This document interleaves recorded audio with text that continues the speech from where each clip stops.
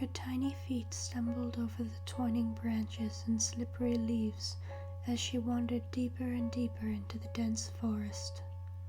Abigail clutched her little doll, with its tattered blue apron, to her chest as she gazed through the trees into the darkness. She had been playing at the foot of the forest's edge and had wandered into the thick brush, following wherever her young, inquisitive mind led her. And in her explorations, she had lost her way. Moonlight faintly gleamed through the swaying branches of maple leaves shrouding the sky. This was a place where few ever journeyed, for the woods were so dense that one could wander endlessly and never find the way out.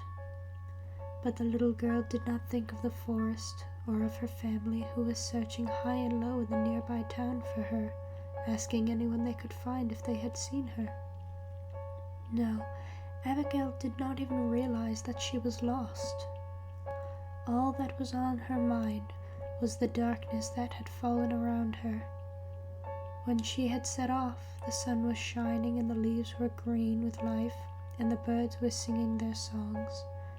But now, a pale light streamed through the trees and a low wind rustled the branches of the shadowy leaves. Her footsteps over the crackling leaves and branches was the only sound she could hear aside from the low howl of the wind. The sun, it seemed, had gone to sleep and left her to wander alone through the forest, and she was becoming afraid. Her little shoes hurried along the rough paths, her dress snagging on bushes and her doll being whipped to and fro in her arms, and she was becoming tired. And the darkness faded deeper and deeper into blackness beyond the treetops. The hours were melting away into the silent hours of night, and she was becoming discouraged. But through the trees, beside a low cluster of bushes, she spotted the twinkling light. It was a dim red light that seemed to glow and fade in turns, but it was still light, and her young heart leapt for joy at the sight of it. And as she drew near to it, she saw that it was a tiny brass lantern that had been placed beside the bushes, glowing with a dim flame from the oil in the lantern, which was plentiful. Abigail, thrilled with this discovery, reached for the lantern with one hand as she clutched her doll tightly in the other.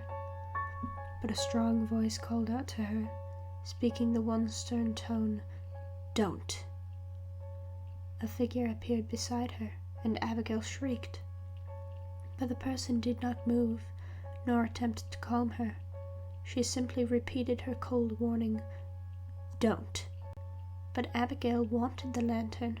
She needed the light to get home, to find her way in the darkness. "I need it," she said.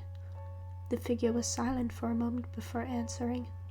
"I will give you my lantern, but you must give me something in return." But what could she give this stranger? What did she have that she could trade? As if hearing Abigail's thoughts, the stranger answered, "Give me the doll, and I will give you my lantern." She held the doll tightly in her arms. It was her favorite doll, and she never parted with it. "No," Abigail shouted, "it's mine," the child stated, unwilling to part with the only friend that she had in these dark and lonely woods. "Then you shall not have my lantern," the figure shouted back, snatching up the brass lantern from the ground, but with such a violent grasp that the oil splashed from the bottom of the lantern and sloshed into the bushes beside the two. The bushes ignited, and red flames danced up the sides of the gray trees, bursting into a blaze in all directions. Abigail ran away, and the fire trailed closely at her heels, and in her hurry she dropped the doll. Before she could turn back for her only companion, the wave of fire swept over it and devoured it, burning it up and creeping closer to Abigail, who was forced to keep running. Eventually, Abigail found her way out of the forest, but her doll, The stranger and the little brass lantern were lost to the blaze, and some say that if you find yourself walking alone through the forest with no light to guide your way, you will see a flicker of light in the distance, and that if you dare to wander close enough, you will see a ghostly figure wandering through the dense trees, a tiny brass lantern outstretched in one hand, and a little doll with a blue apron clutched in the other.